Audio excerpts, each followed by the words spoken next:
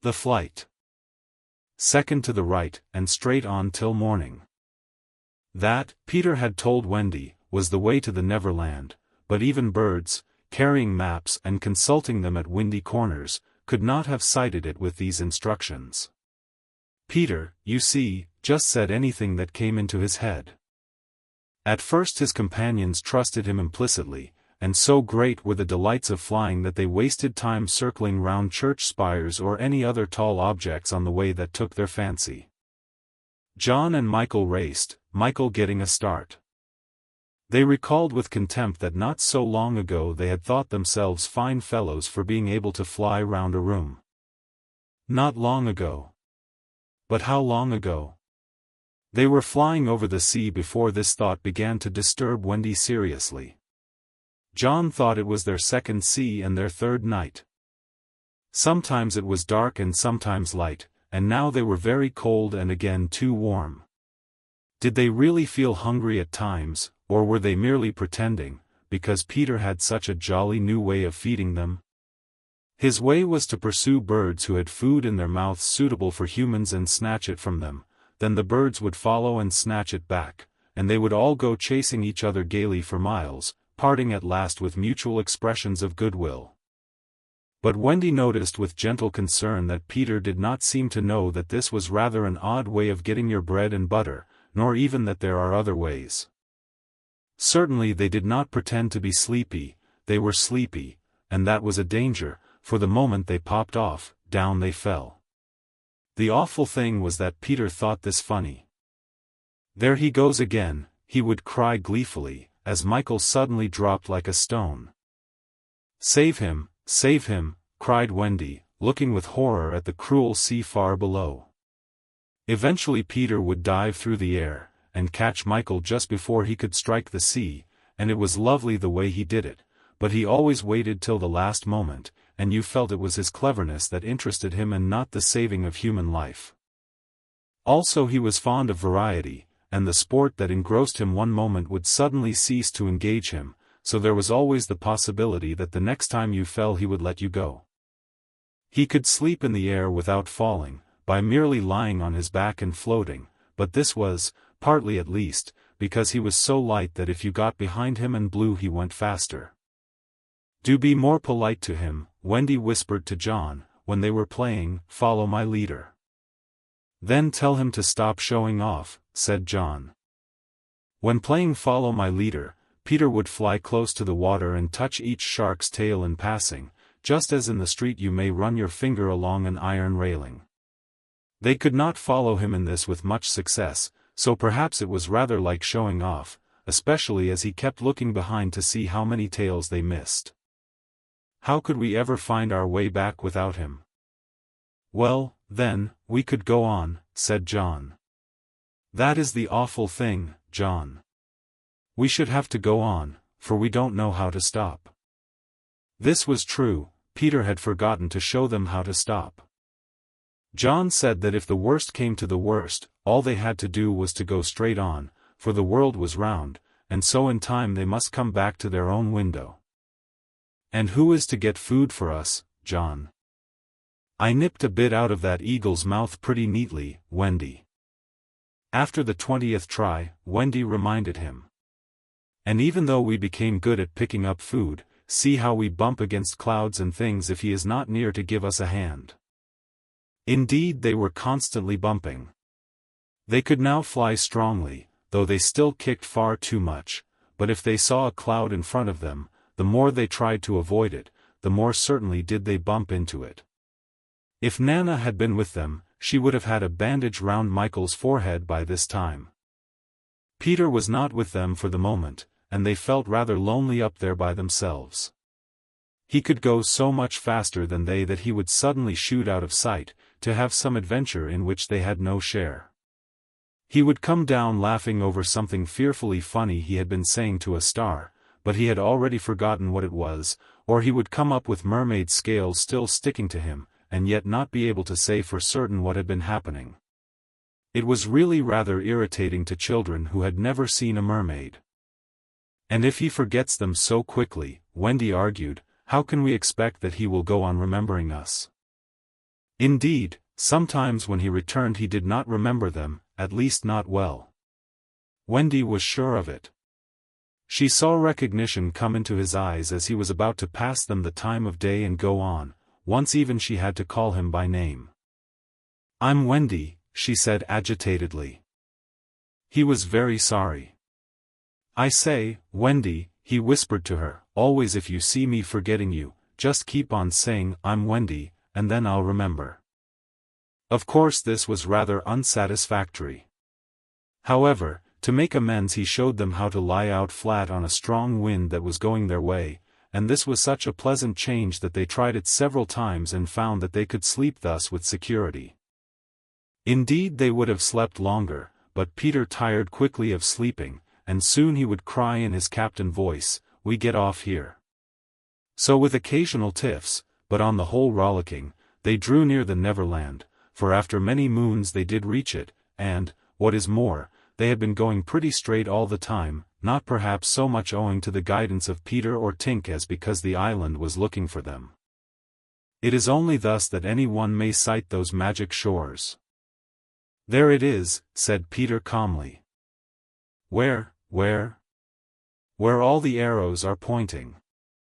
Indeed 1,000,000 golden arrows were pointing it out to the children, all directed by their friend the sun, who wanted them to be sure of their way before leaving them for the night.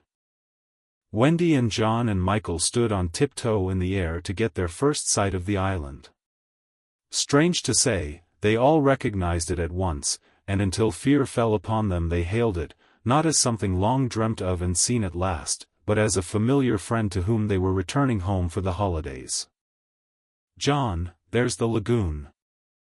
"Wendy, look at the turtles burying their eggs in the sand." "I say, John, I see your flamingo with the broken leg." "Look, Michael, there's your cave." "John, what's that in the brushwood?" "It's a wolf with her whelps." "Wendy, I do believe that's your little whelp." "There's my boat, John, with her sides stove in." "No, it isn't." "Why, we burned your boat." "That's her, at any rate." "I say, John, I see the smoke of the Redskin camp." "Where?" "Show me, and I'll tell you by the way smoke curls whether they are on the warpath." "There, just across the mysterious river." "I see now." "Yes, they are on the warpath right enough." Peter was a little annoyed with them for knowing so much, but if he wanted to lord it over them his triumph was at hand, for have I not told you that anon fear fell upon them? It came as the arrows went, leaving the island in gloom. In the old days at home the Neverland had always begun to look a little dark and threatening by bedtime. Then unexplored patches arose in it and spread, black shadows moved about in them, the roar of the beasts of prey was quite different now, and above all, you lost the certainty that you would win. You were quite glad that the night lights were on. You even liked Nana to say that this was just the mantelpiece over here, and that the Neverland was all make-believe. Of course the Neverland had been make-believe in those days, but it was real now, and there were no nightlights, and it was getting darker every moment, and where was Nana? They had been flying apart, but they huddled close to Peter now. His careless manner had gone at last, his eyes were sparkling, and a tingle went through them every time they touched his body. They were now over the fearsome island, flying so low that sometimes a tree grazed their feet. Nothing horrid was visible in the air, yet their progress had become slow and labored, exactly as if they were pushing their way through hostile forces. Sometimes they hung in the air until Peter had beaten on it with his fists. "They don't want us to land," he explained. "Who are they?" Wendy whispered, shuddering. But he could not or would not say. Tinker Bell had been asleep on his shoulder, but now he wakened her and sent her on in front. Sometimes he poised himself in the air, listening intently, with his hand to his ear, and again he would stare down with eyes so bright that they seemed to bore 2 holes to earth. Having done these things, he went on again. His courage was almost appalling. "Would you like an adventure now?" he said casually to John, "or would you like to have your tea first?" Wendy said, "Tea first," quickly, and Michael pressed her hand in gratitude, but the braver John hesitated. "What kind of adventure?" he asked cautiously. "There's a pirate asleep in the pampas just beneath us," Peter told him. "If you like, we'll go down and kill him." "I don't see him," John said after a long pause. "I do." "Suppose," John said, a little huskily, "he were to wake up." Peter spoke indignantly. "You don't think I would kill him while he was sleeping? I would wake him first, and then kill him. That's the way I always do." "I say. Do you kill many?" "Tons." John said, "How ripping," but decided to have tea first. He asked if there were many pirates on the island just now, and Peter said he had never known so many. "Who is captain now?" "Hook," answered Peter, and his face became very stern as he said that hated word. "Jazz, Hook?" "Aye." Then indeed Michael began to cry, and even John could speak in gulps only, for they knew Hook's reputation. "He was Blackbeard's bosun," John whispered huskily. "He is the worst of them all. He is the only man of whom Barbecue was afraid." "That's him," said Peter. "What is he like? Is he big?" "He is not so big as he was." "How do you mean?" "I cut off a bit of him." "You?" "Yes, me," said Peter sharply. "I wasn't meaning to be disrespectful." "Oh, all right. But, I say, what bit?" "His right hand." "Then he can't fight now?" "Oh, can't he just? Left-hander?" "He has an iron hook instead of a right hand, and he claws with it." "Claws?" "I say, John," said Peter. "Yes." "Say, aye, sir." Aye, sir." "There is one thing," Peter continued, "that every boy who serves under me has to promise, and so must you." John paled. "It is this: if we meet Hook in open fight, you must leave him to me." "I promise," John said loyally. For the moment they were feeling less eerie, because Tink was flying with them, and in her light they could distinguish each other. Unfortunately she could not fly so slowly as they, and so she had to go round and round them in a circle in which they moved as in a halo. Wendy quite liked it, until Peter pointed out the drawbacks. "She tells me," he said, "that the pirates sighted us before the darkness came, and got Long Tom out." "The big gun?" "Yes. And of course they must see her light, and if they guess we are near it they are sure to let fly." "Wendy." "John." "Michael." "Tell her to go away at once, Peter," the three cried simultaneously, but he refused. "She thinks we have lost the way," he replied stiffly, "and she is rather frightened." "You don't think I would send her away all by herself when she is frightened?" For a moment the circle of light was broken, and something gave Peter a loving little pinch. "Then tell her," Wendy begged, "to put out her light." "She can't put it out. That is about the only thing fairies can't do. It just goes out of itself when she falls asleep, same as the stars." "Then tell her to sleep at once," John almost ordered. "She can't sleep except when she's sleepy. It is the only other thing fairies can't do." "Seems to me," growled John, "these are the only two things worth doing." Here he got a pinch, but not a loving one. "If only one of us had a pocket," Peter said, "we could carry her in it."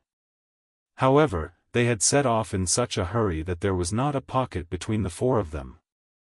He had a happy idea. John's hat. Tink agreed to travel by hat if it was carried in the hand. John carried it, though she had hoped to be carried by Peter. Presently Wendy took the hat, because John said it struck against his knee as he flew, and this, as we shall see, led to mischief, for Tinker Bell hated to be under an obligation to Wendy. In the black topper the light was completely hidden, and they flew on in silence.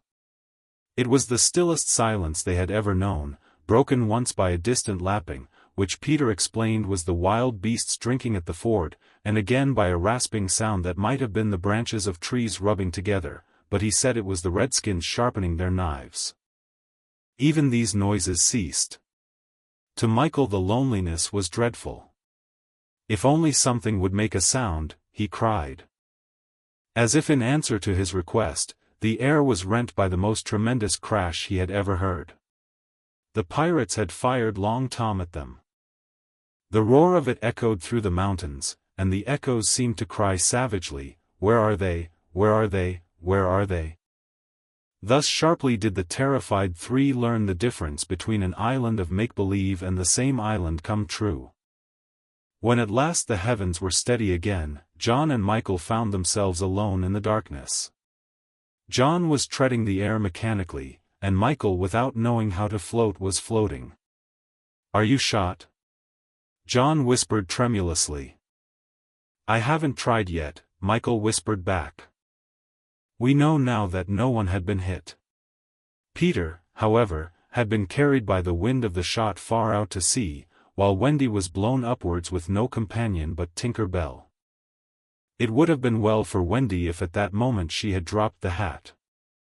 I don't know whether the idea came suddenly to Tink, or whether she had planned it on the way, but she at once popped out of the hat and began to lure Wendy to her destruction.